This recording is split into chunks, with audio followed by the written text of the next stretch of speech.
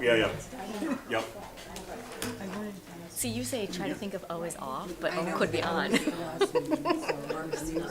Give it a 0. Now you think down off. Down off. Yeah. Unless I had no idea. it makes we have that. Like, I don't like when it's up, it's off. It stresses me out. Remember that conference as well. So it's 7:29. Okay. Okay. Hopefully that's not what Kevin did construction on your house. Oh, thank God. And you not only did that, He should, because that stresses me. It gives me anxiety. I'm so Their mics are on. conditioned to down is off, up is on. Why is this? Oh, because that one. Oh. Share it. Oh, thank you. And hold it in Cassidy. Push your button down. Perfect. When you talk, you push it up. I didn't cover that in our orientation. Good evening, everybody. The time is 7:30. I'd like to call this regular Board of Education meeting to order, September 10th, 2024. If we could all please rise for the Pledge of Allegiance. I pledge allegiance to the flag of the United States of America and to the republic for which it stands, one nation, under God, indivisible, with liberty and justice for all. Thank you, everybody, and good evening, and thank you for joining us this evening. And we are going to start off with some recognition. Mr. Gonzalez is going to lead us in that. Thank you. Good evening, everybody. So we did have roughly 30 new hires to the district, and all of whom were invited tonight. I don't know where we would have put them to acknowledge them and introduce them to you, but I always like to try to bring new faces to you so you can see how happy we are to have them be a part of our team. But I understand it being the beginning of the year is a very busy time. But I do want to say officially to everybody out there, welcome to all of our new hires. Kudos again to the administrative team. It was a very busy summer in terms of hiring once again, and they've done a great job bringing on new team members. And we're looking forward to a great year with them. And I can move right in to some other celebrations. We have a ton to be excited about at the start of the school year, but I'm excited to be able to celebrate our paraeducators and teachers of the year once again. So just reminding you of the process, there are committees and voting that goes on within our district. We try to celebrate them by surprising them in their building or in their classroom with the kids that they work with, which is always a nice little touch. And then we acknowledge them again at our convocation. But I don't think the celebration is complete unless they come here in front of you. Thank you for being here. I know it's a very busy time of year and it's a late night, but we appreciate you coming out. I do want to take a little bit of time. Rita and Dawn put together some very nice words to share at our convocation. I'd love to share them with you and then give them a small token of our appreciation. Great, thank you. So I'll start with Teachers of the Year. Our first recognition is from the elementary school, April Van Sembeck, who has been a kindergarten teacher for 12 years. She is a kindergarten team leader, has led the work in play-based learning, and participates in varied school events such as the Reading Night. She shared the following regarding her contributions to the teaching profession. A contribution that I'm most proud of is being my students' first experience at school. As a kindergarten teacher, many of my students come in with very little school experience or being the first time they are leaving their home. I not only play the role of educator, but I am also a trusted adult in their life that they can count on and return to whenever needed. April is beloved by her colleagues, family, and students past and present.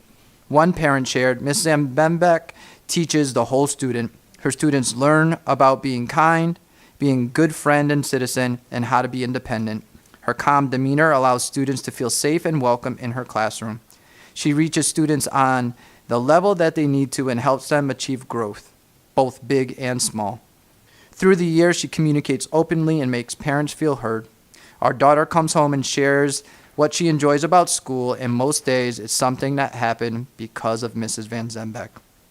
April Van Zembeck represents what is best in the profession: a clear love of teaching, ability to make all her students feel welcome and heard, clear and consistent communication with parents, and a positive classroom environment. Congratulations, April. Next, I'll celebrate Jen Wales, a sixth grade math teacher at Lebanon Middle School who was acknowledged as the LMS Teacher of the Year. Jen's journey in education began over 2 decades ago, leading her to her current position at Lebanon Middle School, where she's been inspiring sixth graders in mathematics for the past 3 years. Jen's educational philosophy centers on creating a safe, comfortable, respectful environment for her students. She believes in the power of connection and rapport, valuing kindness and effort as much as academic achievement. Her approach is marked by humility and authenticity, acknowledging her own humanity to her students. What truly sets Jen apart are the countless, small, often unseen contributions she's made throughout her career. From leading the ski club, organizing the first ever field trip for a special education class, to helping students discover a newfound love of math. Jen's impact extends far beyond the classroom walls. Her proudest moments come from the life she's touched. The students found clarity in her lessons, and those inspired to pursue education as a career, and the many who have grown into kind, productive members of society. One student shared the following: Miss Wales really took her time to focus on me when I was struggling in math, and I remember feeling like she genuinely cared. She is kind to people and doesn't yell at them, making her a great teacher. Whenever I'm having trouble with a problem, she helps and explains it well. She's never given me a lunch detention, and she's funny and nice too. I think she's one of the best because she explains things clearly and even rewards us with homework pass if we're ready to have our own materials out and ready when we arrive. She's truly the best teacher. Congratulations, Jen.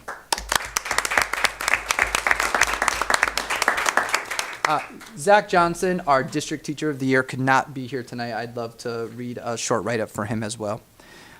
Zach Johnson, who has been a math teacher for the past 7 years at Lima Memorial High School. His tireless dedication and exceptional teaching skills have made a significant impact on students and colleagues alike. Over the years, he's actively participated in various committees, demonstrating his commitment to the betterment of our school. Notably, he's taken on a leadership role in critical areas such as Senior Project, SRBI, and the NIAS Steering Committee. In addition, he served as a valuable resource for his staff by sharing his expertise and leading professional development sessions on key topics, including SmartPass. His dedication extends to extracurricular activities as tennis coach, director for drama productions, and he utilizes his creative talents as the set director. One student shared, he excitedly took over the role as director in our drama company and put on an amazing first performance. His impression on me has held strong since my freshman year. He's given me the courage to stand out in front of everyone and act a part as well as keeping myself together mentally and physically to stay healthy. I truly believe that Mr. Johnson should be the Teacher of the Year because he deserves to be recognized for all his doings in the school. What truly distinguishes our Teacher of the Year is his ability to differentiate instruction effectively, ensuring that each student's unique learning needs are met. His data-driven approach to teaching allows him to monitor student progress, identify areas of improvement, and adjust teaching strategies accordingly. This dedication to data analysis has significantly enhanced the learning experiences for his students. Congratulations to Mr. Johnson. And we do have 2 of our 3 paraeducators of the year as well that are with us tonight. This year from Lebanon Elementary School, we honor Becky Smith. In preparation for last school year, Becky completed the training to be a registered behavior technician. She works under our BCBA and supports students with challenging behaviors. On the nomination form, it was noted, Becky has an incredibly diverse skill set and works with some of our most challenging students. She faces every task with determination and is willing to step into any role at a moment's notice to help out. She stepped up as an RBT and has worked diligently with the BCBA to learn the role, support our neediest learners, and has impacted our school community by being flexible, jumping in at a moment's notice, and making a difference in the daily lives of staff.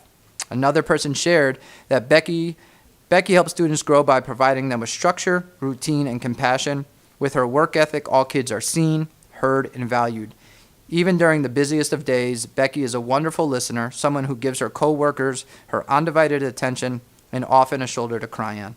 Becky is caring, knowledgeable, passionate soul who gives much of herself to the school community. Thank you, Becky, for all you do to support LES.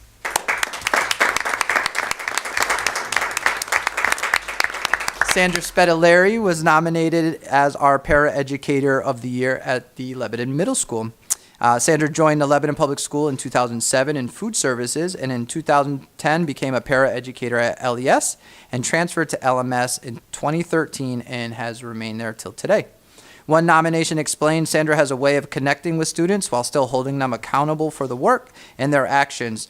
The students both love and respect her. The teachers appreciate her organization, ability to pitch right in, even with students who are not on her caseload. Another student said, Sandra is a veteran of the U.S. Navy. She was an active member of our Veterans Day Assembly, both planning and participating. She's the head of the Paraeducator Union. She organizes the water club and other activities. She participates in staff outings. She keeps everyone laughing, is very kind, thoughtful to students, staff, and parents alike. And I would also add, this year Sandra did step in and has been supporting the PASS Academy, which is off to a great start. So thank you for all you do, Sandra, and thank you for your family coming tonight. And Mark's staff, similarly to Mr. Johnson, was not able to be here tonight, but he was the 2025 District Paraeducator of the Year. Mark received his bachelor's degree from Eastern Connecticut State University and has a master's of art in teaching from Sacred Heart. He was hired as a full-time paraeducator at the start of the 21-22 school year, and a nomination highlighted that our students feel comfortable with him, they open up to him, and in turn, he is able to help them academically at their level. He understands modifications and accommodations thoroughly and helps to implement them in the classroom. He deserves all the recognition for his hard work and dedication.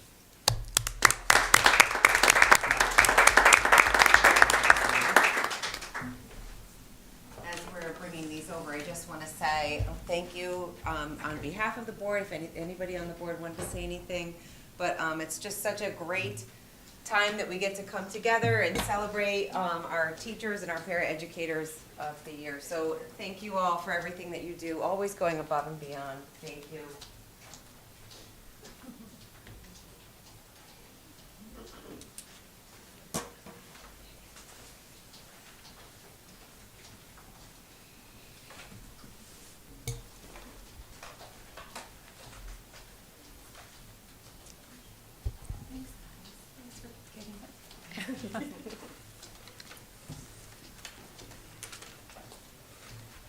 Okay, also, we'll just take one quick moment to recognize our student representatives. Thank you so much for being with us today, Cassidy and Holden.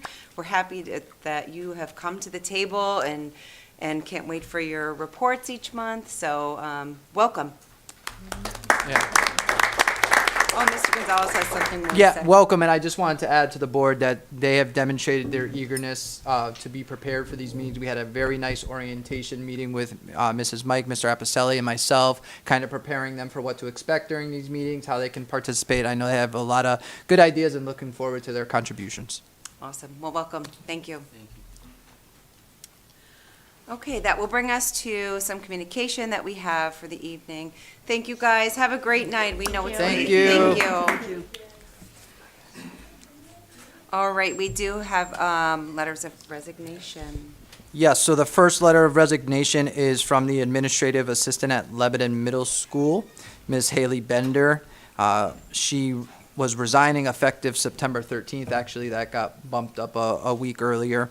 But she did want everybody to know how much she's enjoyed being a part of the Lebanon Public Schools community, and she really has valued opportunities and experiences. And, you know, if she did not have some outside conflicts, she would have stayed on board. So thank you to Haley. And then a letter of retirement from Donna Waja, who was a paraeducator at Lebanon Middle School, who writes, it's with mixed emotions that she's retiring as of July 31st. It's been a pleasure working at LMS with everybody, and she says that all of them will be missed. She appreciates all the support and guidance throughout her career and notes that LMS has an amazing staff. Thank you. Noting we have a vacancy on the Board of Education, we do have a letter of resignation from Andrew Lathrop.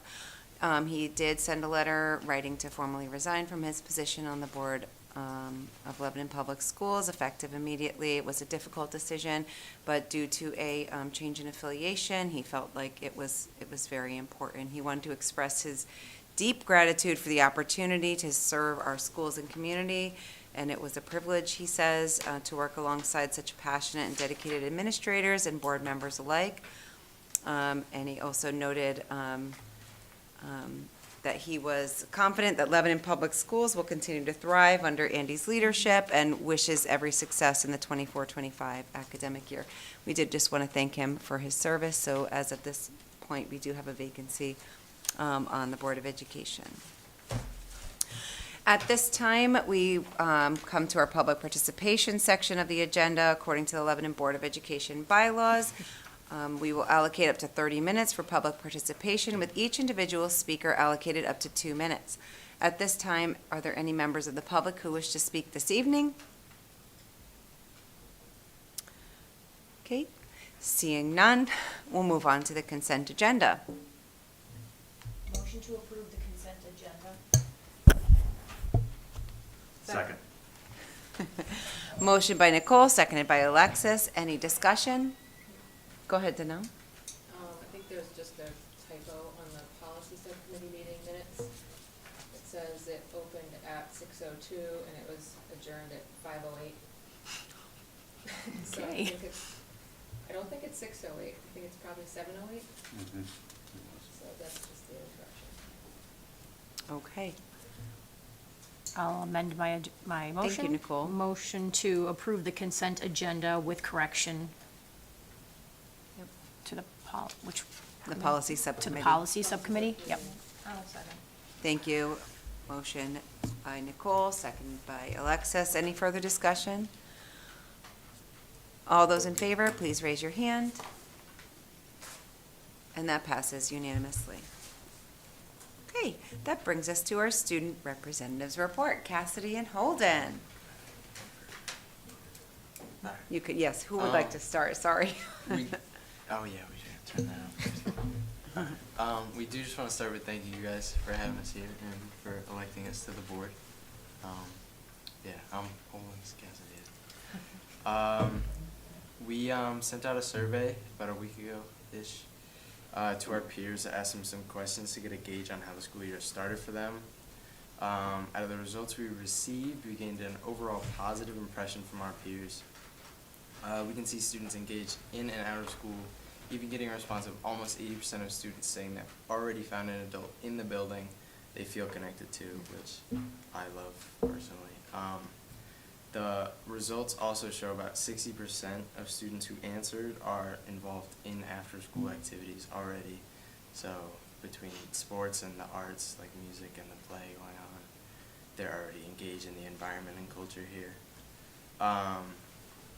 As far as the middle school, Mr. Johnson reported to us that they started the school year off really strong with a really fun-sounding Panther pentathlon and some more activities, and it sounded really cool. I wish I had that. And then Mrs. Scorso reported that they had a very fun and engaging beginning to their school year with already an assembly, I believe, already. Yeah, so overall positive from all three schools that the school year started strong. Awesome. Nice. And then about 60% of students don't mind putting down their phone in class with the new phone policy, but some do like that some of their teachers are giving a 3 to 5 minute break at the end of class to just let them relax their mind after working. Some like the fact that they can't leave the room without with their phone in their hand to go to the bathroom, to go to a different class. But some also don't like that. Same with the smartwatches. Some feel like it's unfair that some students have smartwatches while they don't, because it's a big distraction. And they'll just go play on their smartwatch in the middle of class. Some teachers also have made this a problem to some students in some classes. Also with phone pockets, if a teacher does use a phone pocket, some kids have been just putting in their phone cases and not their phone. It's creative. Interesting. Okay. Wow, thank you guys for that. I feel, That was such a great report. Yeah. Do you know, just out of curiosity, if anybody has any other questions, let me know, but how many students responded to the survey? Do you know? Was it like a I good? can find the survey. Yeah, you can tell me. It's a fair sample. I mean, I wasn't expecting too many, because I think the one they responded to was coming from my email, so I wasn't expecting them to take it as seriously, but, I can find that for you. Yeah, I think Great. it's over 50 now. 50 to 60. Oh, no, so, yeah, this is around there, yeah. So, Okay, thanks, just out of curiosity. Yeah. Yeah, I wanted to say I appreciate that approach to trying Yeah. to get feedback from your fellow students, and I think that the more you do it, maybe the more responses Right. will come, and then we can use other avenues, maybe morning announcements or things like that, to let them know to be on the lookout. But I was proud, and I'm sure, Mr. Apicella and Mrs. Mike are, to know that they're feeling connected to Yeah. adults, or feeling welcome in the building. That's been a point of emphasis across our district, is trying to develop relationships and have a sense of belonging. So to know that your fellow students are feeling that way, that's a proud moment, I think, for all of us. Yeah, and I don't know if I can speak for you, but I think we feel that way as well. I mean, Yeah. the staff here at Lyman are great. I mean, I found within like a week of being here, somebody I could like talk to every day, and I still do, so, you know. That's awesome. Nice. It's awesome. Anybody have any other questions? I do. Go ahead. I love the information. The connectedness spoke to me as well, because I was listening to a news report this morning, and it was talking about not Lebanon, but like students in Connecticut reporting not feeling connected to people, specifically in high school. But I'm always wondering about the people who don't respond to surveys and what they might be experiencing. So I wonder how we might be able to tap into the people, those who don't respond. I don't know that there's an answer to that. I think I've asked it Yeah. before, but I just always wonder about the people who don't respond. I think we, Yeah. Mr. Apicelli and Mrs. Mike suggested that this becomes maybe like even like a monthly thing that we send out, so we can, every month we can bring it to you, and it has different results, so we can see similar questions, but, change them and stuff, so. One of the things they didn't do, or I shouldn't say we didn't, they just showed us, but, Holden did not collect, like, the data from the people that responded, like, didn't Like the collect emails. email addresses or anything like that. So it was truly like an anonymous, survey, so, but we can see if we can increase our participation in it, for sure. That's awesome. Go ahead, Andy. And something else that Holden Cassidy and I will be doing with specifically Mr. Apicelli and Mrs. Mike, we're doing like check-in meetings before the board meeting. It's been kind of a nice learning experience for myself, and working with the administrators of how we can support the students. So we'll have some conversations leading up to, and maybe we can even help in, getting that information out and trying to increase participation. Yeah. Go ahead, Sherry. I'm just thinking, trick or treat season is coming up. I always buy plenty and I always have a lot left over. I'm willing to donate it to a table where you have surveys or whatever. Give them a piece of candy if they're gonna fill out the form, whatever. I'm willing to do that for the next meeting, bring my leftovers. Thank you. Nicole, did you have your hand up? Nope. Oh, sorry, Danelle. Oh, go ahead. One of the committees I'm on has to do with culture and climate, and we've been talking about students and how they think, and how or why they do or don't go to athletic events. So maybe a question you could ask in the future is what students would like to see happen at these events, or ticketing, or any of the opinions they have about, doesn't have to be just athletics, could be about drama productions, it could be about animal science, something ag science, just questions like that of what drives them, because we're looking for data to see if any of our initiatives are increasing the attendance. And so asking their opinion, I think, would be a better place to start than us adults, like, making guesses. Yeah, part of that was our next thing that we'll bring to the October meeting was the students paying for tickets. We were gonna get a gauge on that next, and we'll bring that to the October meeting. Great. Thank you. I just love this. I did not know that you guys were gonna be reporting on this tonight, but I just feel like just having a student voice, and, and you guys actually have something behind, what you're saying, not just your own opinion, but, you've taken the time to ask your fellow classmates, which I find so valuable. So Thank you for that. That's lovely. Thank you. Thank you. First one in the books. Research based. All right, we'll move on to reports of committees. Let's see, should I start? Dawn, did you have a report? No report since the last meeting. Nope. Okay, great, thank you, Superintendent Eval. Rachel, Finance. We met this evening.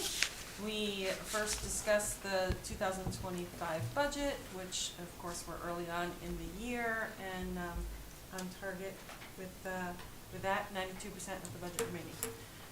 We moved on to the non-lapsing fund with some requests that came through, which is an action item we will discuss later on this evening.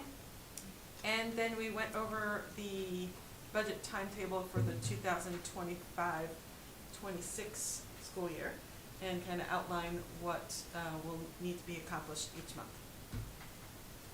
Great. Any questions? Thanks, Rachel. All right, Alexis, negotiations or safety and security? No report for either. Okay, moving on, curriculum and strategic plan. Danil? First, I'd like to do the culture climate. We just Oh, talked about I'm it. sorry, I It's skipped okay. over that. We met yesterday. We talked about some of the ticketing issues, concerns, requests for specifically athletic events, but in the future, we'd like to also address that for other school events that require tickets, like drama performances and things like that, concerts maybe.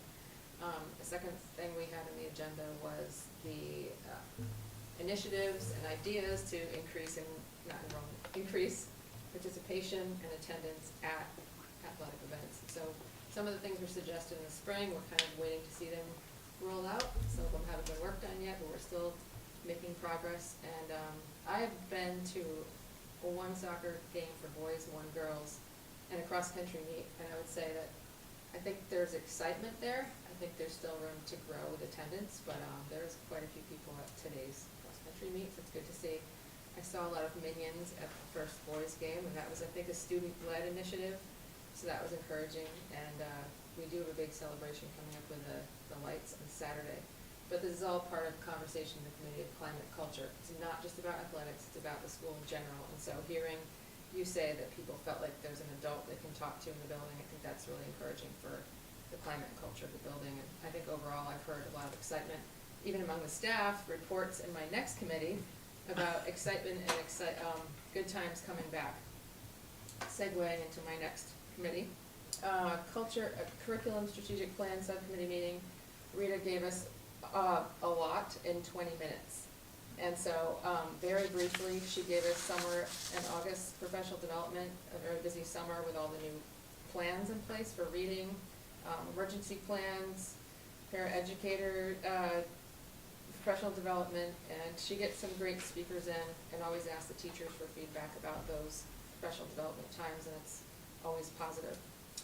Next was updates on the new reading program at LES. Again, lots of excitement there and seeing people put things into practice already, whether it's vocabulary or stories being talked about in and out of the classroom. It is a lot of work though, so tomorrow you're meeting the third grade team to just go over like everything's new. These aren't plans you've been teaching for 10 years. This is all new stuff, so it's a pretty heavy lift, but good reports there. Next item was the Lyman LMHS English curriculum update. Lots of student engagement, lots of people reading. This is Mike reported. People are reading books. They're excited about their classes because they're choice classes, and lots of interdisciplinary work, which I love to hear that. It's not just English class. It's integrating other things, and even hearing that a farmer from town will be going into one of the classes about the book about farms and family homesteading and things like that. Yeah, nature and animals as well. Finally, the fourth is the teacher evaluation is being updated and rolling out the plan, and they're introducing it to teachers to keep them afloat and aware of what's happening with all the changes, and to just keep them aware of what to look forward to this year with their evaluations. Does anyone have any questions on either culture and climate and culture, and strategic plan or curriculum? No? That was a lot. Thank you, Danelle. Thanks, and thanks for filling in with the other subcommittee. Okay, Nicole, facilities? Facilities met this evening. The first item on the agenda was updates on summer projects. John reported that the LES and LMS gyms are completed and look beautiful. LMS asbestos project is completed as well as the pre-K playscape, which is completed. All of them were completed over the summer. Andy and John have an October 1st date benchmark to complete all the items from the summer walkthrough, or not really complete them, but kind of like check in and see how that's going. Next on the agenda was the snow and ice contract, and Backeye, which was our snow and ice removal company, will stay on for another year.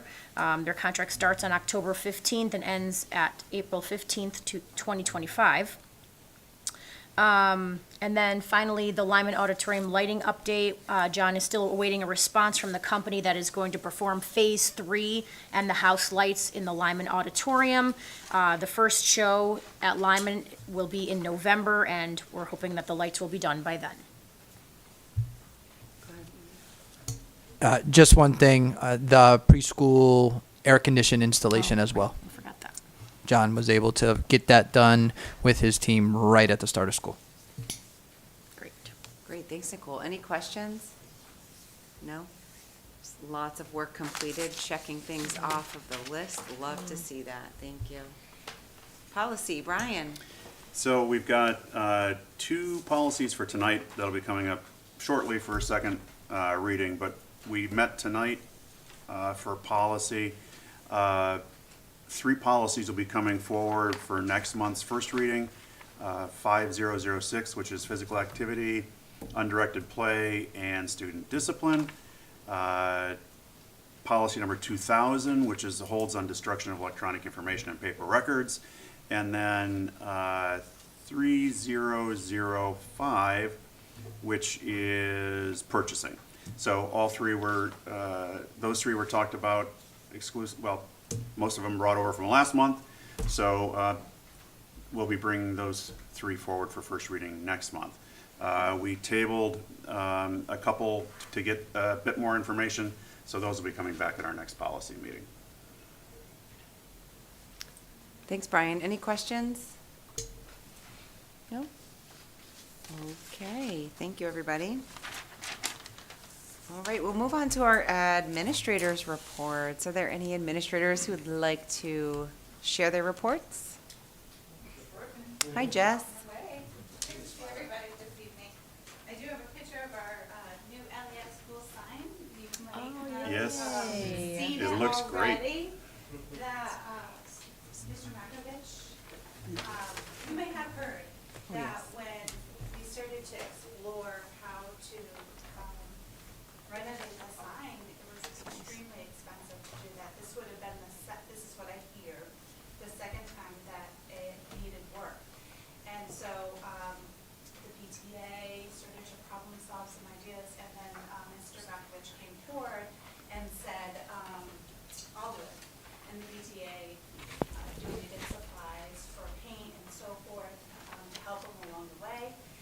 He said there was a lot of damage to it, so there was a lot of repair. It came out beautifully, and we're so grateful for his work. He wanted to give back to LES for all that LES and the community has done for his children. That was a wonderful thing. We've been super busy, as you saw, with the curriculum updates, jump-starting with the reading program too, but we are also rolling out play-based learning, so I'll come in front of you and share some highlights for play-based learning in kindergarten, preschool, and first grade. Also, we opened our school day. John, do you mind sharing our picture of the school day? Just the word. We opened the school day classroom too, which is awesome to see. I can't explain, I can't fully articulate how well the students are doing and how important a school day classroom is to young learners too. They already have their routines established. They have more time for those learning centers. It seems like they've been in school for a year already too. So with the school day program, you have lunch, which is different. You also have that rest time, that nap extended learning centers as well. So that's been a great addition to LES. Thanks so much. Yeah, so we're excited for those pieces as well. We have the new preschool playground to complement all the work that we've been doing in preschool too. So now we have playground equipment that is best for 3-year-olds and 4-year-olds. And our students have been really enjoying the new gym as well. So lots of great things at LES. Thank you. Thanks. So how many kids are in your full-day preschool? We have 16 students. 16, that's a good number. Yeah, this is the first time. Right now, we have no one on the wait list. Wow. So in the preschools too, typically after we do the screenings, there is a wait list. And I'm glad that you brought that up. 0 students currently, we're about to have a screen in another month, and we'll go from there. Awesome. That's great. That's fantastic. Megan was awesome. like so nervous about it, and I went to go observe her class yesterday and talk to her. She's just loving it. Having the same kiddos, all day the same day. 3 and 4-year-olds. That's awesome. Thank you. Hi, Jane Sue. Hello. I want to say that one of the most awesome things I think we do to start the year is our new student orientation. And one of the things, like this year, we had such a great feel. Like we were both talking about it. The people that were there were talking about it. We just had like such a great experience with our new students. And not all of them were 9th graders. We did have some upperclassmen there. And it's just such an awesome experience. The kids had a lot of fun. They, after the tours, they're all outside. They're all hanging out. They were, playing basketball. They're doing all kinds of different games.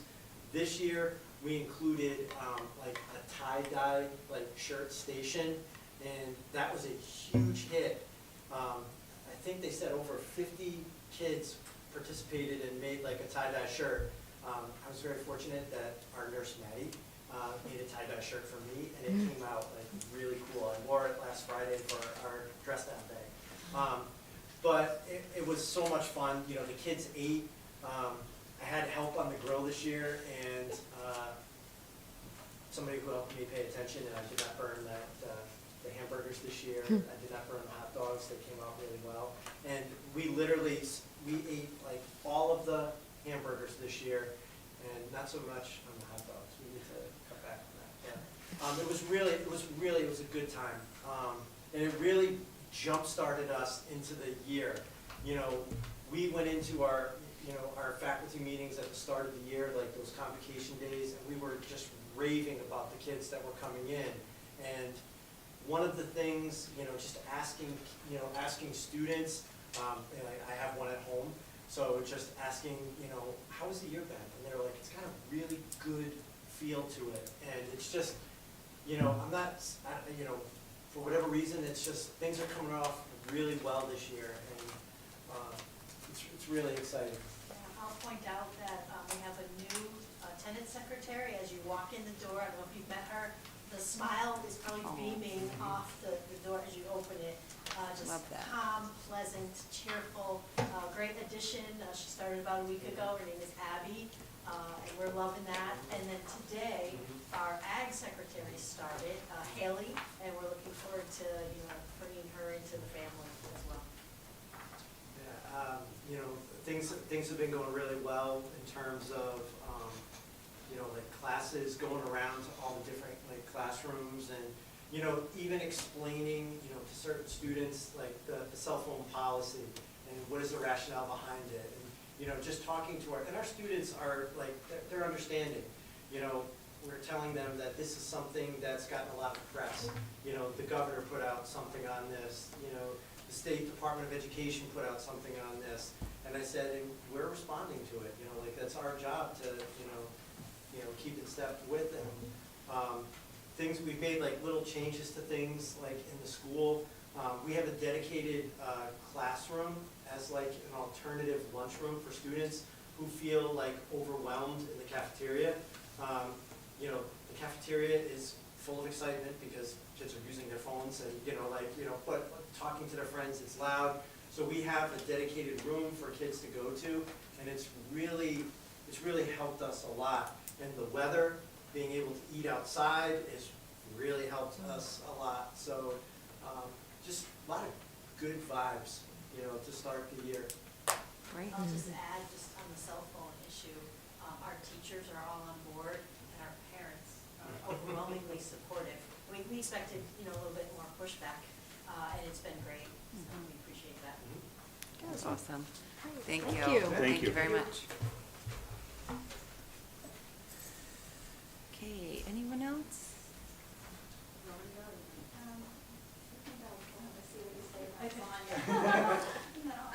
I know, so mine's gonna have to be brief because everybody already shared.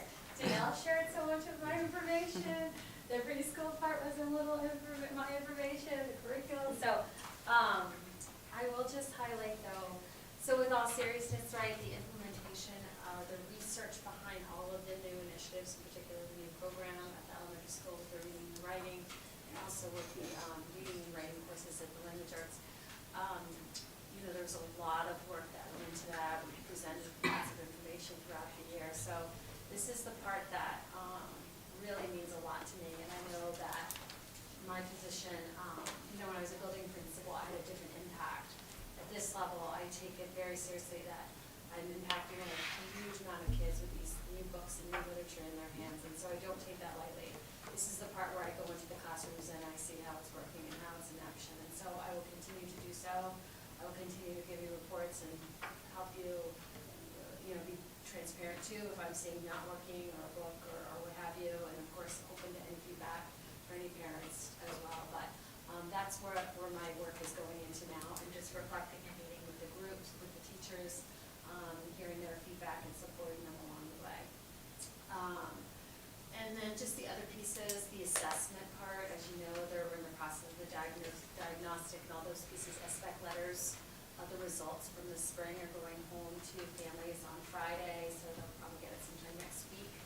And we will be doing our typical data presentation for all of you with those results in October.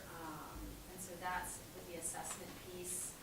And the website is something that we worked on very early when I first took on that position, so everything's been updated, also full transparency with families, basic guides, book lists, those pieces. And then another part of my role is with the new teachers, which we talked about our new teachers, so I help support them with what they have to do, which is called team, that's a state requirement, so I'll be working with our, actually we only have one this year, which is weird, but then we also have year 2 teachers that I work with for their second year, because team is a 2-year process for their certification. And then last but not least, you know, even though we have a lot of new things coming in, we're always looking ahead. We had an exciting meeting today. We met with Electric Boat, and we are looking at the potential of possible, you know, welding in different pathways. So kudos for Jay for getting that organized, and Sue and I were able to attend that, and I did some walkthroughs. So, you know, more to come, more to share about that, but that's just another opportunity for students to experience something at the high school level. Can I say one quick thing? Yeah. When we took, sorry, I know it's not my channel anymore, but when we took a tour with a person from the Eastern Workforce Investment Board and somebody from EB, and they wanted to look at our space that we have here.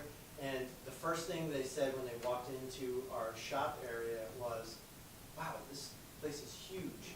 And they were like, you've got what we're looking for.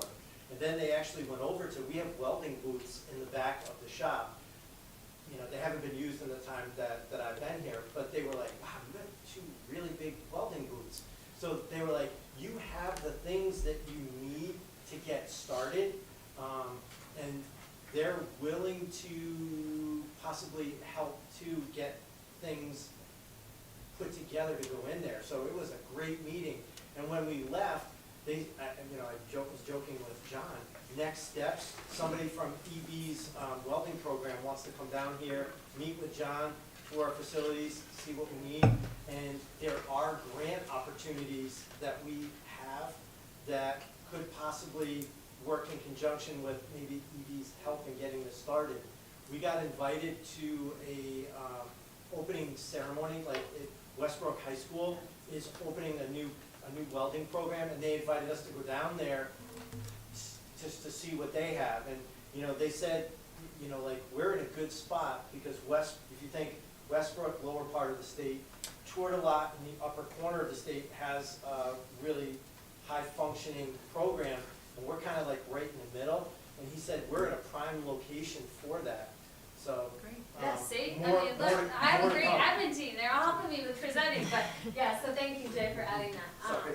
That's it for me. Thank you. Thanks, Rita. I talked about Sonia Oh. in the, we were talking about, I know the curriculum subcommittee, we talked about Sonia, but I'll let you go ahead. Yeah, yeah. thanks.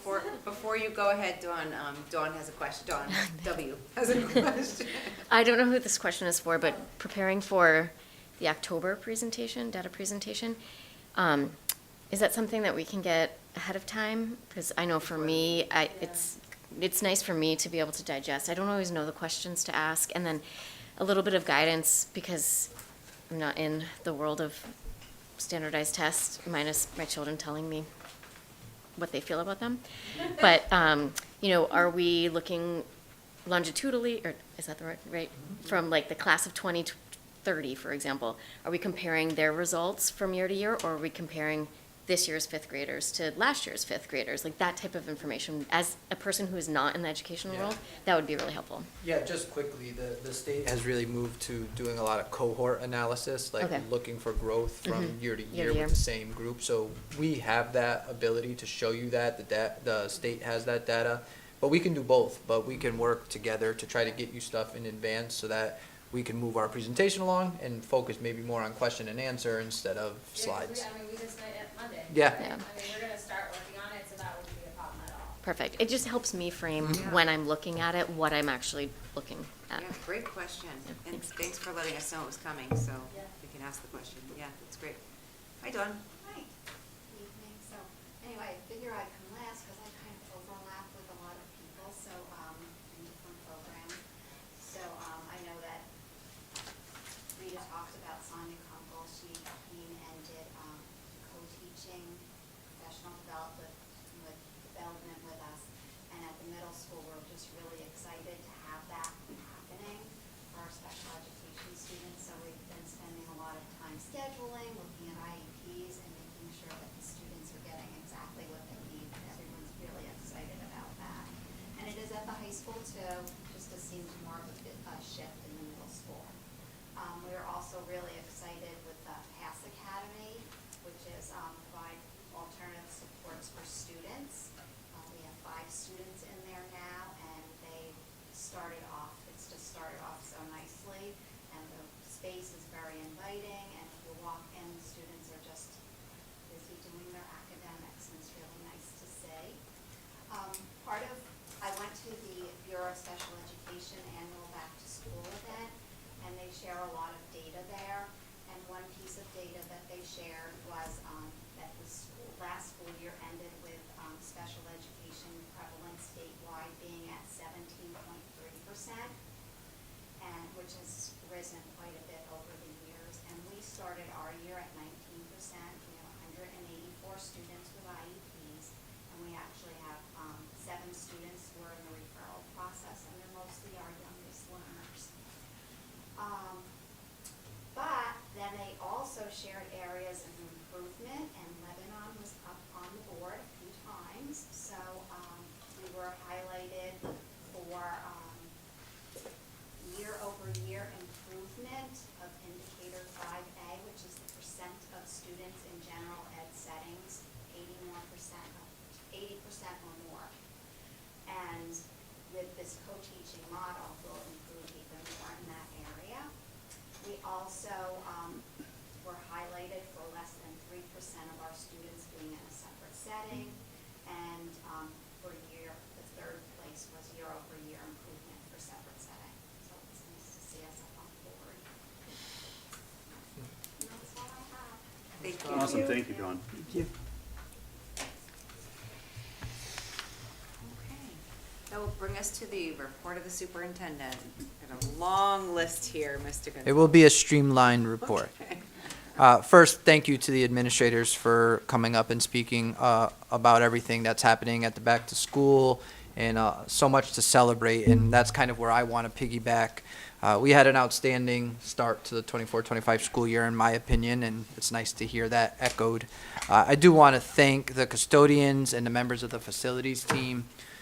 They really navigated around a lot of big projects as we've celebrated all that. John has been able to report, and you've actually been able to see these projects come to completion and see what great additions they've been to our community. But I wanted to thank the custodians and the facilities team for their efforts to get the building ready for the return of staff and students. Also, just thanking the administrative team for always having such thoughtful preparations for the start of the school year. And this year, I really did enjoy seeing some of the fun activities that they did, not only with students, but with staff. There was some creative and fun things that I think lightened up the mood of returning after summer vacation, and I really then think that rolled right into our teachers and support staff. I felt this year, maybe more than I've ever remembered, the excitement and enthusiasm that they've put on full display to welcome our learners back has really been heartwarming. And lastly, thanking our students. I think that they've really come back with a sense of joy and enthusiasm or optimism about what lies ahead, and really looking forward to, during the course of our time together in these board meetings, continuing to celebrate all the good things that are happening. For enrollment, I'm going to go quickly to this chart here. I'll start right with pre-K. So at the end of last year, we had 63 students, and that was after the ongoing screening process. We're already at 69. And I think one of the things that was highlighted by Mrs. Scorso and Mrs. Keelis Glover, knowing that there is not a student out there on a waiting list that can't be getting that high quality instruction at the earliest years, is really important, and was a driving force behind creating this school day preschool classroom in addition to our part day program. So I'm thrilled with that, and that number will grow. I'm sure there are kids that we'll see through the screening process, and we do have the room and ability to add them to our part day classes as we move along during the year. You do see that K number is extremely low. That is our outlier or small bubble that happens sometimes in our district, but I think there are a variety of factors. There was the state legislation around the kindergarten age, there was the school day pre-K classroom, and then there was COVID. If you take the start of COVID and you time that back to birth dates, there were families that were feeling uneasy at that time. So that will be a bubble that we'll monitor as it moves through. But all other grade levels, speaking of the cohort analysis, if you look diagonally down, everyone, with the exception of 3rd to 4th grade, either went up or held flat. So I think that's a positive trend when we're looking at overall enrollment in our district. We had some really nice increases from 7th to 8th grade, up 6, from 8th grade to 9th grade, up 7. And I think you take into account that 8th to 9th grade, there are still some students who leave our district to go to tech schools or magnet schools or maybe even private school settings. And we're still growing, and I think that speaks again, as I've complimented Jay, Sue, and the high school staff for all of the enrollment efforts that we're trying. So right now we're at 961. I believe when I reported to you last month, we were in the 940s. So you can see there's a significant change just in a short amount of time with students that kind of enroll towards the end of the summer. Any questions about enrollment? I have a question. Cool. So I'm assuming you're monitoring the 1st grade classes. Those are pretty big classes, and you have 4 sections, correct? Yeah. About 20-ish. 20, So if you get yep. any more moving in, you might have to have another discussion. Yeah, Mrs. Scorso has continually, kept that on my radar. It is something that we're watching. We do that for all grade levels, and it's something that we're well aware of as we're considering the number of sections per grade level as we move into the year. But yeah, we've had some conversation about and have prepared for like a possible flex space in that wing already if we would need to transition that way. The thing that will become something that you'll have to be involved in is if we add a section, that means we add a teacher. Right. So that is something that would have some significant budget implications and would have to be brought to this table. All right, moving to cell phones. We've had some conversation about this from our student reps, which I appreciate that we're getting that feedback and talking with our other students in the buildings, and we've had some feedback from our administrators. So over the summer, just tracing back, Governor Lamont kind of put his own position out there. While I've articulated this to you before, the timing I didn't feel was great. It didn't really give us much time to respond. I supported a lot of what he said, and as we thought would be the case, the State Department came out with a position statement not long after, and really it's kind of based on the idea that smartphones can distract students from what's happening around them, which can negatively impact their learning. And I think we can all agree to some extent that that was happening, right? But they made a point to say that they're not saying that they have the answer or that there's a one policy that fits best. And I think that speaks to what we decided to do. We already had a policy in our schools about the use of privately owned devices, but we did tighten up our practices. We chose not to take phones or lock them like they've done in some other districts for a couple of reasons. One, the timetable to turn around and implement that was too quick, and we don't have the funding. Some of the bigger districts that have been operating with these tightened policies before have like pouches where they take devices. We did not want to go in that direction. Funding one, time two, but we also wanted to respect the students and their families and understanding that at this age, for many of our kids, that is a prized possession. And we started thinking a little bit about what do we want to teach our students about being responsible citizens and using these devices in appropriate ways. So we have kind of communicated that back to students that it's a little bit on you. Show us you can be responsible. But we've also talked a lot about the collective action that's going to be needed as teachers, as administrators. We're all going to have to be operating in lockstep, and we're all going to have to stick to it. This can't be let's do it for the first couple weeks of school and then lighten up, because we'll be right back to where we started. And I really appreciate the efforts of the students and how they're responding to this change. I appreciate how our teachers have been implementing this, and it will be something that we'll have to focus our attention on as the year goes along. We did send out a communication prior to the start of school from me, and then followed by building principals, so this was not a surprise to students or families, and the feedback has been pretty limited, but in large part very supportive. So we thank everybody for their cooperation and look forward to continuing with this effort and see how it has a positive impact on students in the classroom. But it is nice to hear in some of the other reports that students' faces are in books instead of on their phones, or that they're writing feverishly instead of texting feverishly. And just, again, I always try to reflect on how I see this in my own children at home. And there's been positive feedback even from my kids about how this is helping them. So I'm hoping that that's the case for all of our Lebanon Public School students. Any questions comments about cell phones? Glad we're moving in this direction, Yeah. personally. Sarah, Great. would you mind passing some of these that way and then go this way? So strategic plan. After many months of gathering feedback from the community and working alongside the district committee, we were able to finalize the Lebanon Public Schools strategic plan, or as I refer to often, LPS 2030. I have shared that with the board in some of our weekly communications.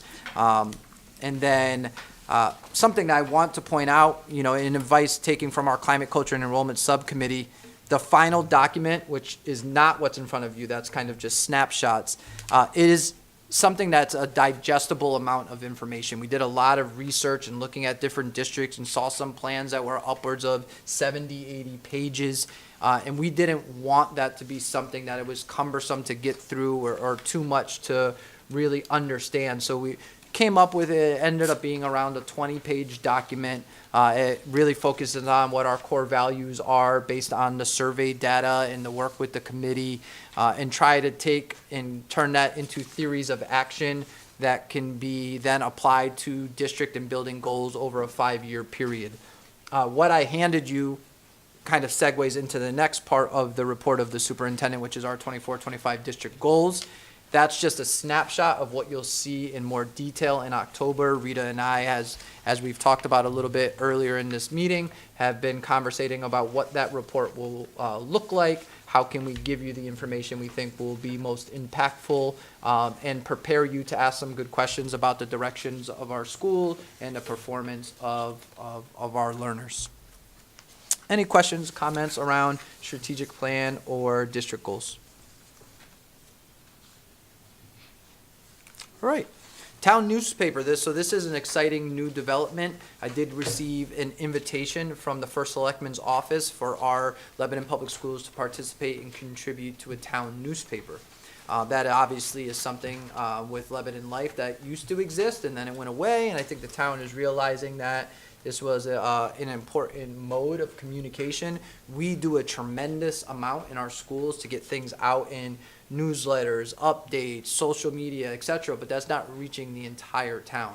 So we look forward to participating in that. What I did ask, and I'll have this meeting actually tomorrow, is just to have a better understanding of what our participation looks like. While I'm excited about this endeavor, I don't want it to feel like yet another thing that our administrative team has to do, or another thing even that I have to do. I'm looking to see how we might be able to integrate the communications that we're already putting out that we're very proud of, but then integrating it into that town newspaper. So we'll see how we can potentially meld that information, but I will keep you posted on that, and looking forward to contributing on a community level to this exciting endeavor. Can I ask a question about that? Sure. Are they, like, what does this look like? Are they giving you a page every month, or like unlimited pages? Yeah, so that's really what the conversation will be tomorrow. Is I think that in the initial invitation, they asked for a commitment of a contribution on a monthly basis. But I want to talk with them. Are they looking for that to come from me? Do they want something like a district-wide contribution? Do they want to go maybe school by school? You know, just so that I make sure that we're meeting the mark in terms of what their idea is, but also making sure that it's manageable for us. Yeah. As a parent, when I'm juggling like 3 schools, I love to see the calendar dates. Like, oh, this is coming up, you know, just so I can keep myself organized. Because sometimes as a parent, you can't juggle all those dates, and to have it in that one area, Yeah. as well as all the other dates of everything else going on in the town, it's great for organization. Well, and it does connect, as we've been talking a little bit about climate culture, attendance, all those things. If we can put the drama production, we could put the soccer game, we can put some of those bigger events, so maybe a little corner of that can be, you know, events. That's great. Also, would you mind asking if they want Board of Ed members' input, or, you know, maybe that's part of Climate and Culture Subcommittee is coming up with a list of ideas. I'm just suggesting it, Danelle's giving me a look. You know, maybe it's part of their duty or responsibility to come up with a list of things that we include within the newspaper for outreach for the community. Yeah, I can do that. So moving into the next portion, which is, you know, talking about the long-term planning committee and school study process kind of put together. So the Board of Ed, tracing back, was invited to meet with the town's long-term planning to share priorities on projects to be considered for possible funding support from the town. We had met John, Jacques, myself, and come to them in that meeting. Sarah was able to present that we're looking to have an improved access control system across the district. The system that we're using is antiquated, and many of the parts, when things go wrong, we have a very tough time getting that, and securing our buildings is a top priority. Our track surface is playable this year, but we have multiple vendors who have told us we don't have much of a useful life left, so we've got a couple quotes that we've brought forward for that. And Jacques has provided me with what we're calling a catch-up plan to our refresh plan. So we've had this refresh plan that we phase out over 5 years, but with the funding we get through the capital appropriations, we're not able to fully stay caught up. So looking to the long-term committee to be possibly able to help with that. Moving to the school study, we are at a point now where we're reviewing what is called a cost matrix of all the different scenarios, and the committee will be working together to come up with a few, I think it's 2, maybe 3, that we'd like to bring to the town eventually to present as a result of this entire school study. SLAM will be putting together a final report, and there's conversations about SLAM also helping with distribution of this material in the form of presentations. I know Sarah would like to speak on a couple things as well. Yeah, so for this this school study plan, we have 6 options that we were given the financials for. Really, it's 3 options with, 1A, 1B, that type of thing. So 6 in total, ranging from about 53 to 117 million, with total cost. Of course, there's a lot of factors that go into the decision. So we are meeting again on Thursday. But one thing I wanted to talk to the board about is something that kind of keeps coming up within the meeting is a discussion of class size and whether it's a board. I do feel strongly that class size should not be, it should be something that the Board of Education determines and not based on the school study. I don't look to make changes, but I wanted to bring it back to you to make sure that this was something that the full board was kind of in agreement on. It's been brought up that, if we try to increase our class sizes, that we would need less classes. But to me, I wanted to just bring it back to you to ask you if that was something that you would consider moving forward within the process. So I guess, Brian, I don't know if you want to pop in, or Nicole, feel free to pipe in and kind of fill the board in on, those discussions. There's really there's a sense by some that some of our, I think there's a broad sense that our classrooms are smaller in nature. In other words, not as many students. And while that is true, it appears for some classes, individual classes, that it does not appear to be true, as we just went through on the first grade, for example. We just talked about that. So what the committee asked SLAM to do was to kind of do a maximum. So what is the max for each of these grade levels? Elementary school, middle school, high school. And then what is, kind of where we're at right now, and then where's the middle, kind of the middle of the road. And there are certain classes that, you can certainly get away with having a higher student population in those classes. And there are classes that you shouldn't have 24, children in. So I agree with Sarah that this isn't I don't believe that this is a school study issue. As far as regulating how many students, are in each class, but to her point, it is an important question as to where the board wants to sit. Are you comfortable with more of a top end, so try to fill as many classrooms as possible so that we can limit our footprint and not, everything that we're able to limit, we don't have to fix or remodel or add on to or whatever. Are you more comfortable with a middle of the road approach to give, us, the district, some latitude in each of those? So, I guess what I'm looking for is if somebody disagrees with the statement, or that we should be increasing our class sizes based on the school study, I need to know that, to communicate that to the school study subcommittee. Nicole? So speaking as a teacher and also as a parent, when you get high class sizes of like 24 and 25, and that's really what I had last year, it really gets hard for a teacher to manage.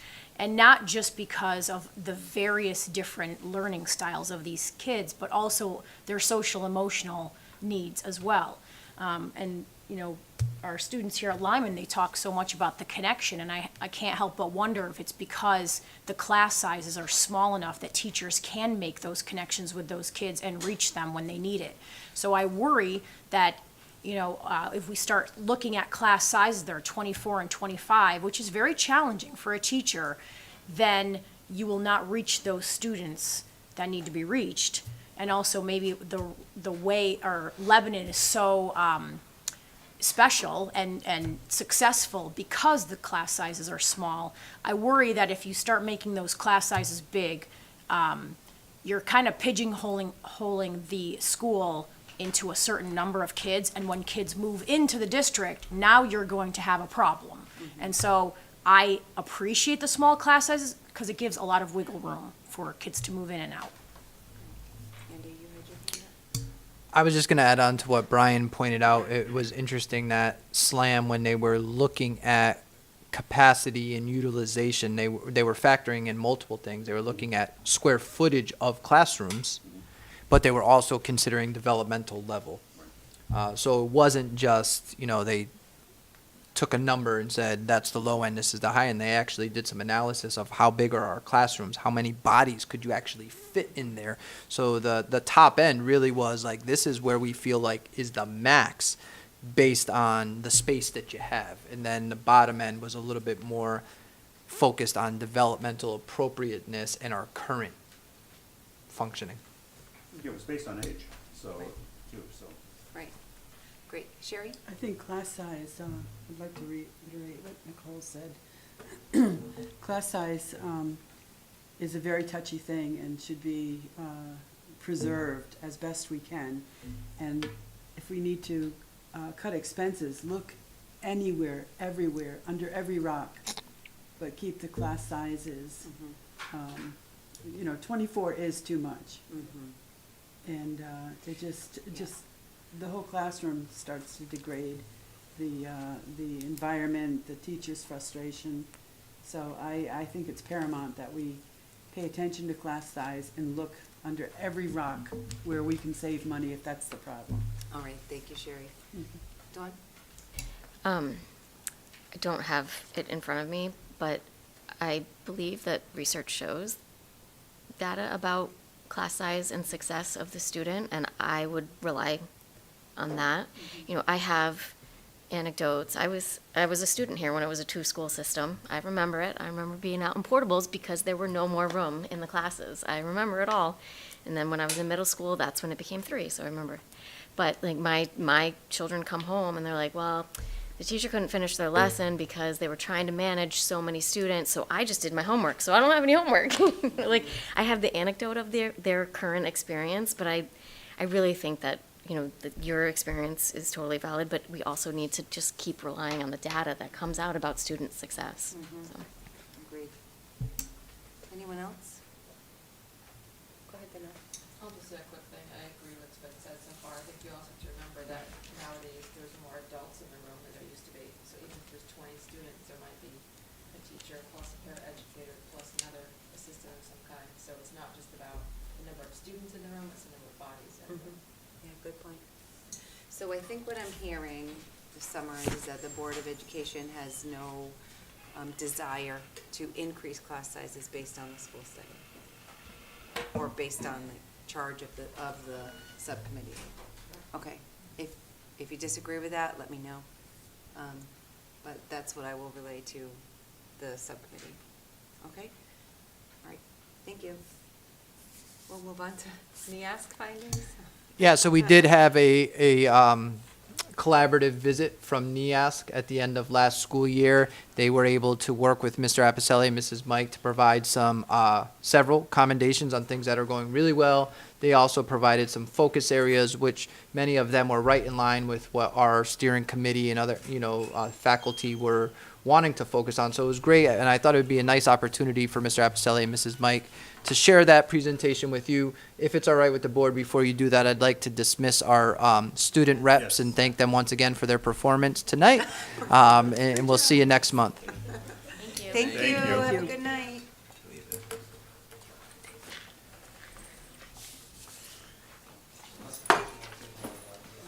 Yes, yeah, that's. Oh, That's right. All right, so NEAS came out back in April.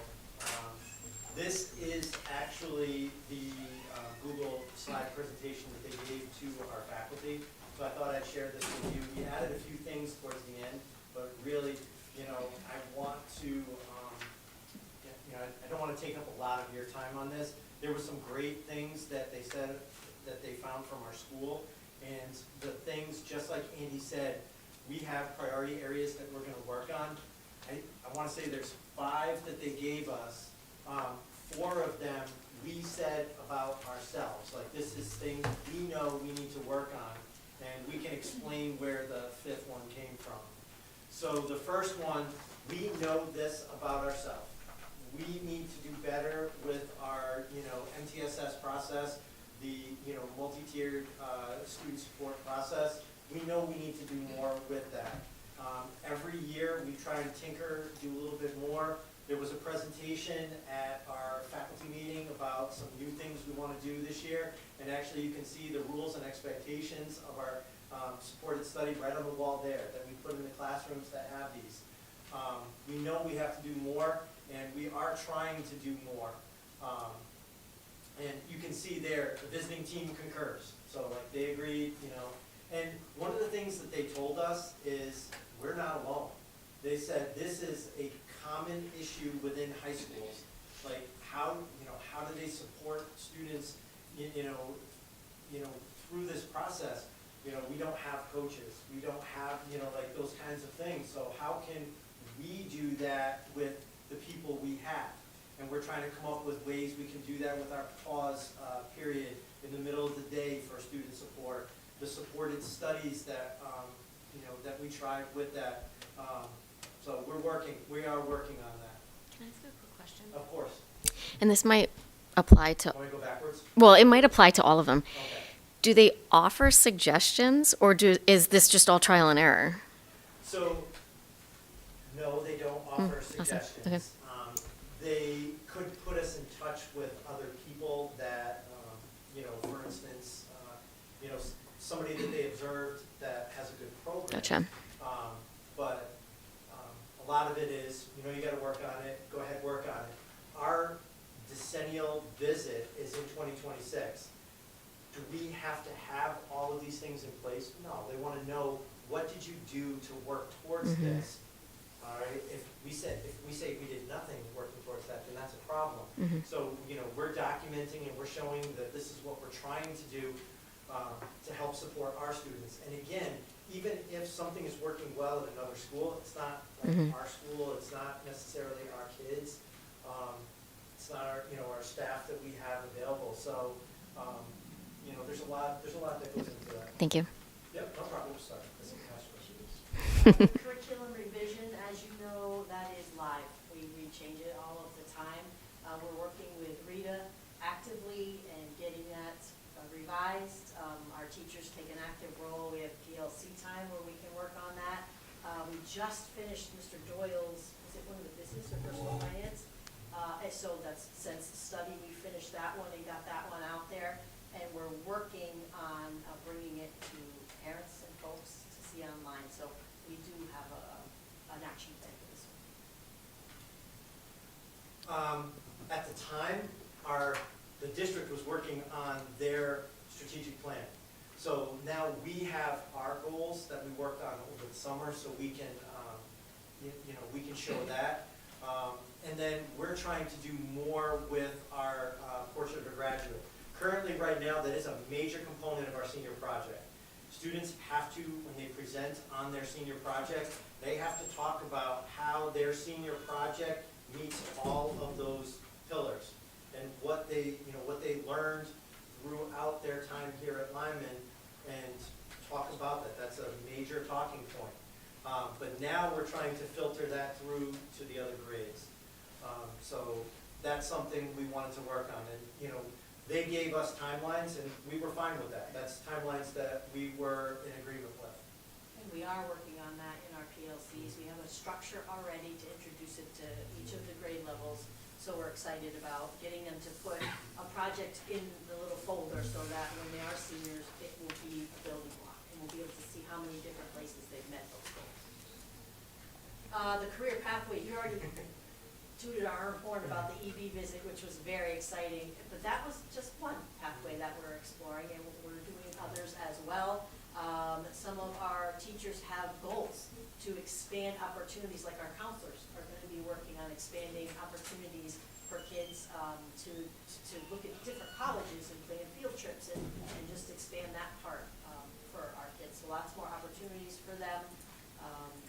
We're good on this. Yep.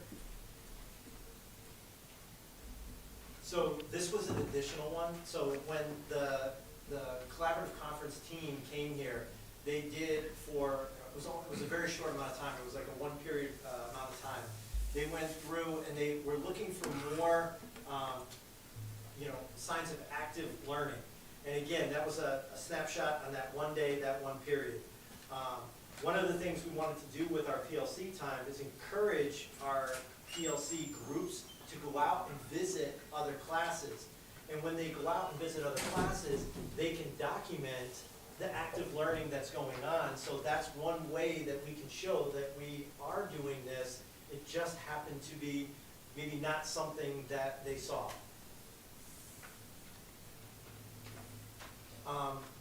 These are some of the accommodations, and there's, it's funny, there's some of them that didn't even make it in here. One of the visiting committee members was a high school principal and came up to me in the hallway and was asked me, where are the kids? And because they were all in the classrooms. And she said in her high school, it was a much larger high school, she goes, you don't look down at the hallways, there's always kids in the hallways. And she said, I'm looking down the hallway, I don't see any kids. And I said, they're all in the classrooms where they belong. It was funny. They talked to us about the amount of AP and ECE programs that we have here at our school, and they were really impressed how much we could offer for being such a small school. They love the fact that the PLCs meet during the day, and they meet either 2 or 3 times a week, depending on the period that the PLCs meet. So there's a lot of opportunities for teacher collaboration during the school day.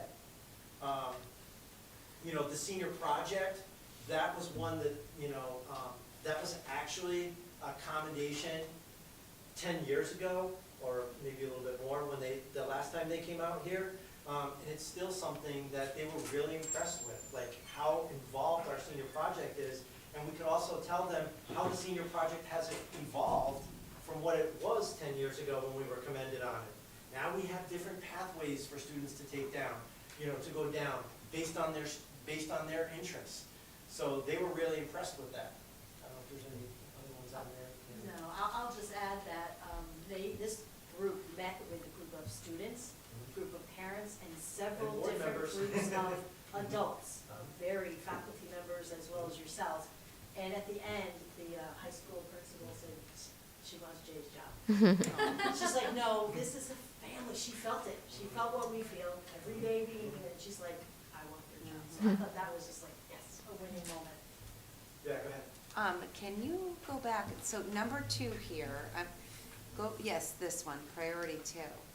Because it seems to be, what is it that they're saying here, if they were getting accommodation for the written curriculum? The fact Just that- one in the similar, format or template, or something so it all looks the same?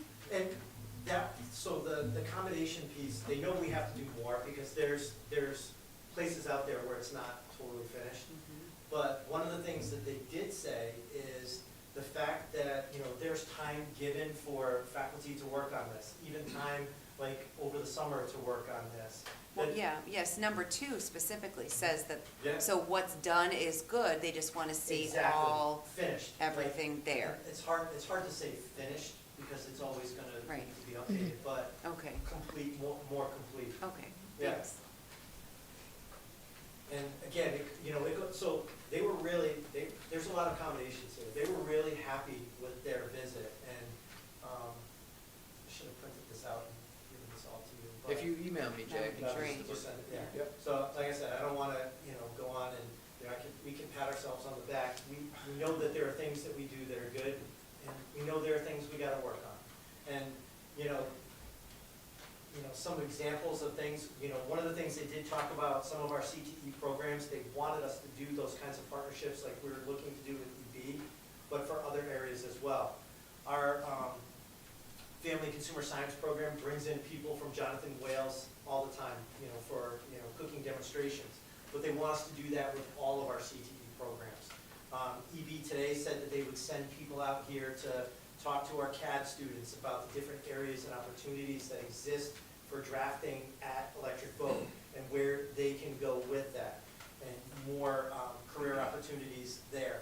So, you know, some of the things, like the areas for growth, you know, they looked around and they saw the same things you saw when you did your, you know, walkthroughs. So that some of those things are, you know, are there. You know, the roof, you know, like we know that, and we're going to be working on that. We've already got the plan to, you know, extend the warranty and all that. And, you know, just, you know, more things there. You know, that's an interesting one, that top one, expanding the collaboration. I know that was part of the, you know, that climate, you know, like trying to get out there. So we have like updated, you know, our flyers that we're going to be sending out to all the schools. But one of the things we did this summer was we sent some outreach to one of the sending schools because they had a new superintendent and they had a new like director of special education, to have them come out and see our school. And we toured them for, actually, I toured them for an hour and a half. So they got a very comprehensive tour. But, you know, they even went out and saw the animals in the barn. But I wanted to show them when they send their students here, what their students are involved in. And we can talk to almost to the individual student that they're sending here. They don't necessarily know those kids yet, but we wanted to get across to them, and we do know those kids. And those kids are like very, very, very important to us. And then, you know, we gave our next steps, which is like how we want to go ahead and meet some of those priority areas and what we're going to be doing.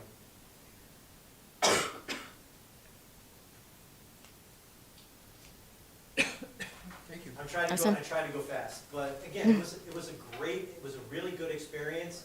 And in March of 2026, there's going to be a much larger committee that comes out here, and they'll spend a lot more time. But they want to know, we've already got the template down. They want to just see, what did we do? You know, like what is the evidence that we How did you grow? grow? Awesome, thank you Awesome. guys. Thank you. Thank you very much. Thank you. Thank you. Good work. All right, we'll move on to the finance report, 24-25 budget. Hi, Martha.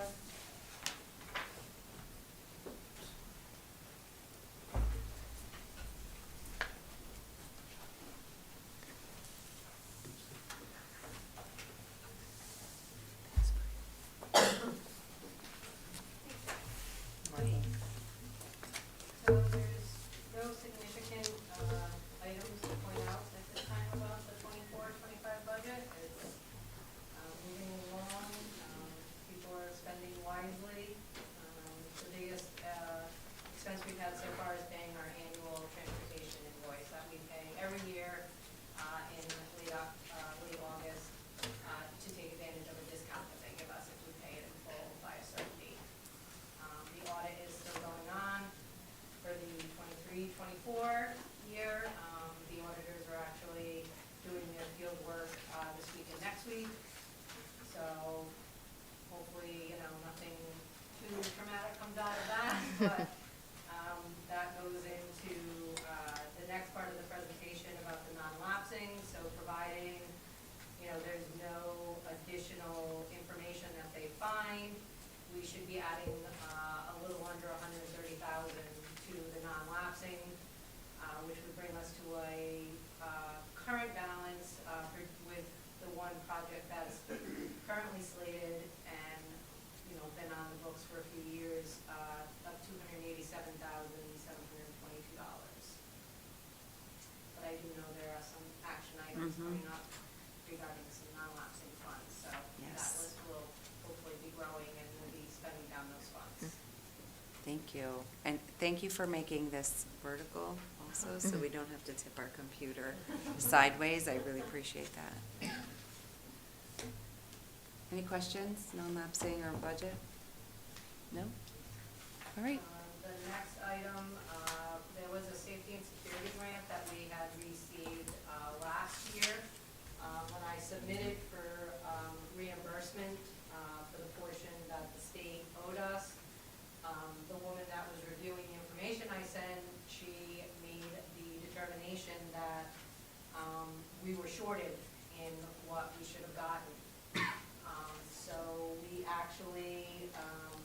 should have an additional $19,000 of their money to spend, which would mean because of the match, we'd have to spend approximately $10,000 of our own.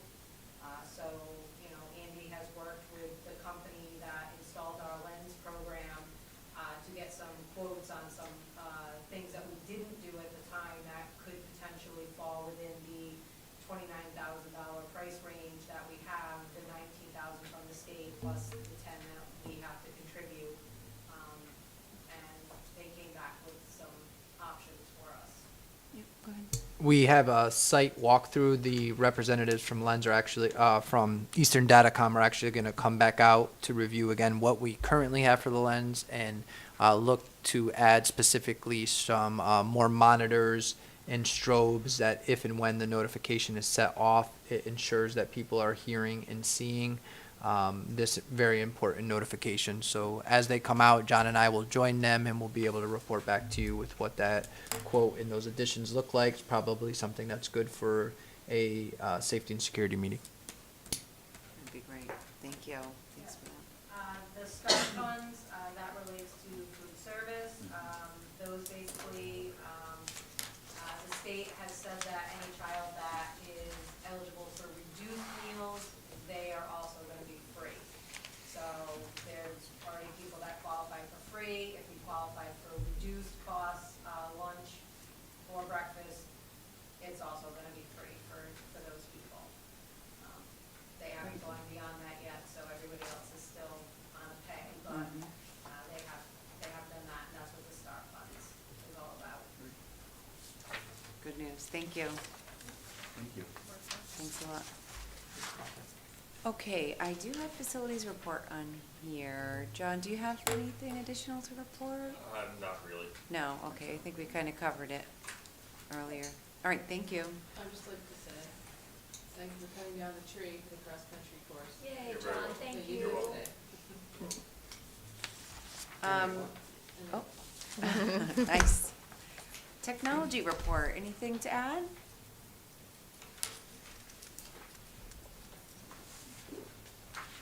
Just got a couple things to update you, a couple of projects that we're working on, the IT team, a little bit.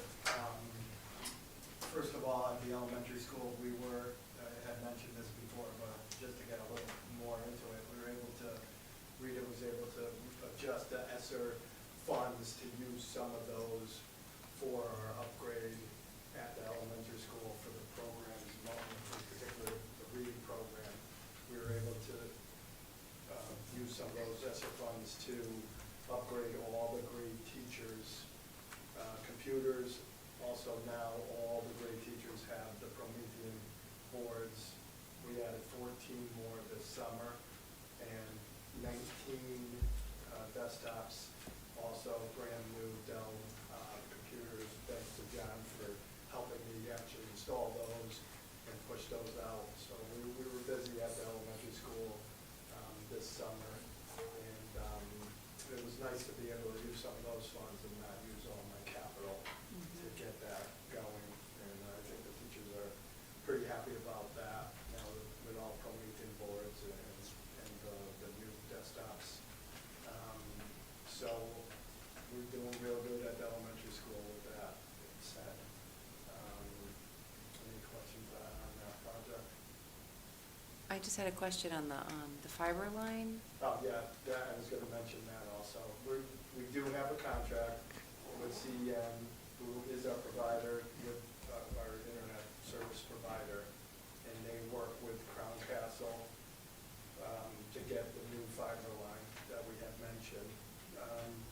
Again, that is a multi-fiber line going to a single fiber line, but there, you know, I can't get the speeds that I want going 2 miles on the multi-line. Not an issue, but one of the things we're waiting for is the pole licenses. Unfortunately, Crown has all the poles from the elementary school to middle school. They do have the license for that.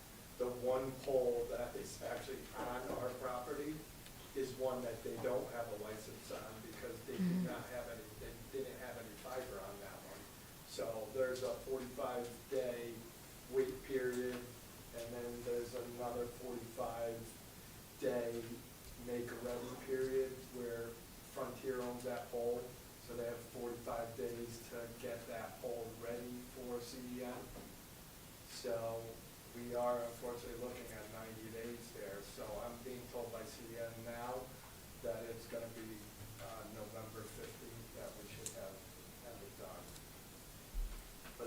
signed, everything's going along according to plan. I did talk to Paul Tarzan, who's my rep there at CN, and he's saying that, we're just waiting.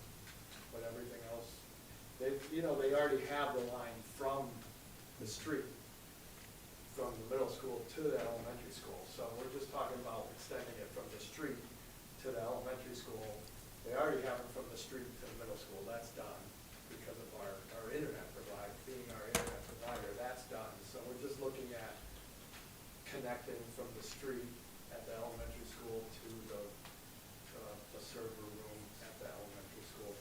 So, I mean, they're not saying there should be any, like, hidden things there. There's already a line running there, so they should be able to use all that conduit already. So, I mean, they're telling me there should be a no-brainer. Problem is waiting for these licenses. You never know. They say 45 days. Is it really going to be 45 days? I hope. I mean, they're saying November 15th. So Okay. that, backed with all the machines there, is going to make a huge difference. And the problem is we keep adding at the elementary school, and Right. we're waiting for this fiber line. So Right. keep adding Promethean boards, keep adding, iPads, Chromebooks. It just puts more stress on it.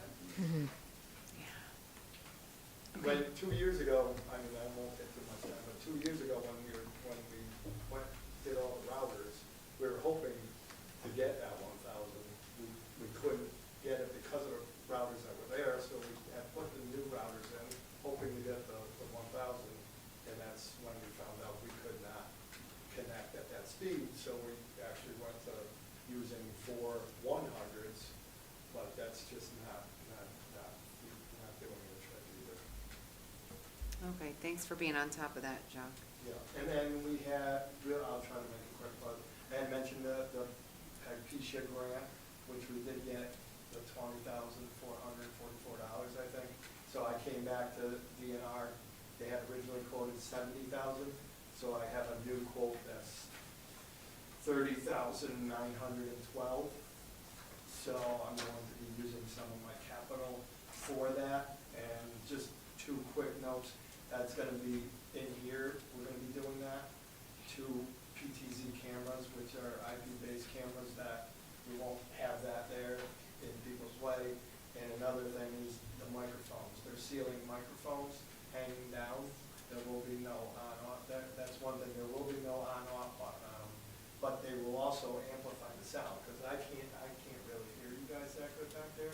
So I mean, amplify, by amplify, I mean just a little bit. So that way, even if we had a speaker back here when we're doing our presentations, we'll have a microphone that can amplify the sound. And so that's gonna be the biggest thing on that. And then I think there's a lot more to this. If anybody would like to see this, I can easily email it to you or give you a copy. And just an update on the capital. So we and I sat down yesterday, and I was already at $75,000 of my 110. So we will, it's only October, so we'll continue to leverage what we can and keep going on the upgrades at the middle school and the high school primarily. That's about all I got. If there's any questions, so I'll take any questions. Questions? All right. Thank you. I thought you had a question. No, we're good, thank you. Okay, we'll move on to action items. Act on a letter of resignation. Motion to approve the letter of resignation with regret. Second. Motion by Nicole, seconded by Brian. Any discussion? All those in favor, please raise your hand. And that passes unanimously. Action item number 2, act on a letter of retirement. Motion to approve the letter of retirement with regret. Second. Motion by Nicole, seconded by Sherry. Any discussion? All those in favor, please raise your hand. And that passes unanimously. Action item number 3 and 4. It's our second readings, and so we, I make a motion that we approve 4009 and 5012. Second. Motion by Brian, seconded by Nicole. Any discussion? No? All those in favor, please raise your hand. And that passes unanimously. Action item number 5, act on the use of non-lapsing funds for expenditures. I do believe we need some discussion on this because we don't know how to make a motion. So anybody want to give us some background on this? You do it? I can do it. Okay. So we do have multiple requests we're bringing forward to the board for your approval and action. First one is for the asbestos abatement project at the middle school. We did have overages totaling $80,245.08 that we're going to be requesting non-lapsing funds for. Additionally, we have the LES gym floor that has $55,350.28 remaining. That was something that was funded through town surplus funds and also offset with some operating costs. But as we've identified, that project became a much bigger issue when moisture levels were detected throughout the gym floor. So we moved forward to do the entire floor replacement. The next request deals with the Lyman stage lights with house lights. That one is for $13,680 even. That is to complete phase 3 with the additional house lights. That will take into account the funding from capital, and this is what will be left over to complete that project. We have a failing compressor that works with our camera system at the high school. The amount to replace that compressor is $14,260. And the last request that we are bringing forward to the board for action is an underground storage tank that needs to be removed at Lyman. And that process would cost us a total of $32,650. That's for tank removal, waste transportation, and that would also include paving. So all of those projects together, if the board would approve all of them, it would be a total of $196,185.36. Okay, thank you. Yeah. Oh, yeah, you can make a motion, then we can discuss. Okay, motion to approve up to $200,000 of the non-lapsing funds for the expenditures outlined by the Finance Committee, Andy? Say that again? Okay, motion to use up to $200,000 of the non-lapsing funds for expenditures outlined by the Finance Committee. Are these considered capital items? Yes, but they weren't listed. These are extra projects, like extra funding. But what I think we should do in the motion, Nicole, do you mind like saying what the projects are? Sure, I can listen, absolutely. Okay, so motion to approve up to $200,000 of the non-lapsing funds for the completion of the asbestos project at LMS, for the completion of the LES gym floor, for the completion of the Lyman stage lights with the house lights, to replace the cameras on the failing compressor at Lyman, and for the UST removal at Lyman. Motion by Nicole, Second. seconded by Alexis. Discussion? What is Go the ahead, Sherry. non-lapsing? What does it mean, non-lapsing? How does that figure into our budget? Okay, so we have our non-lapsing account, which is the account that Martha just presented on. If you take a look in the board packet, I believe it's on page 31. I can, you want me to help? 1, 2, It's on 31. 31. Thank you, guys.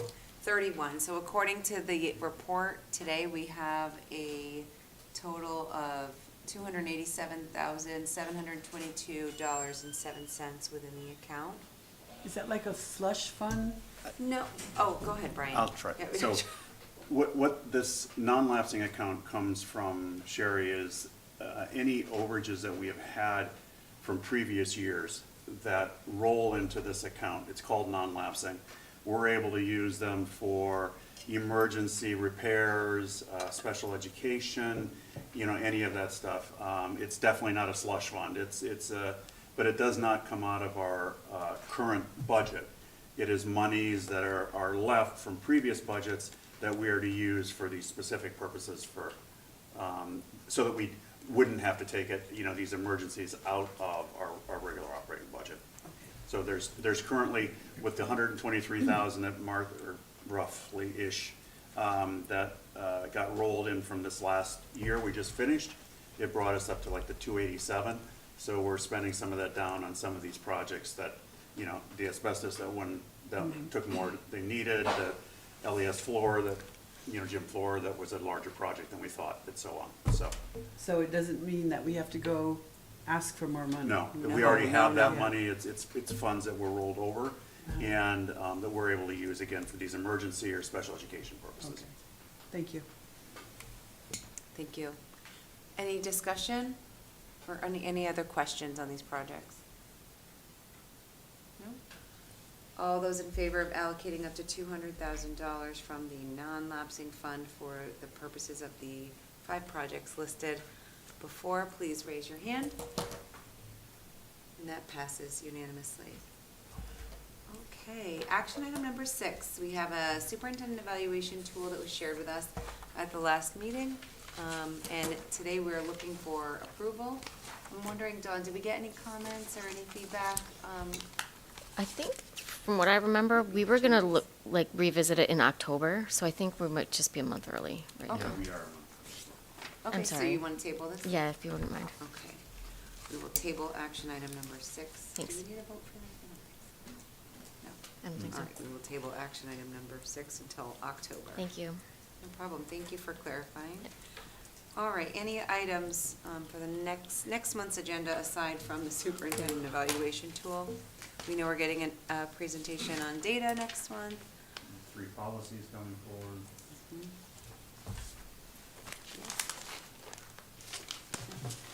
All right, great. Thank you very much. We will adjourn at 9:16. Thank you, everybody. Thank you.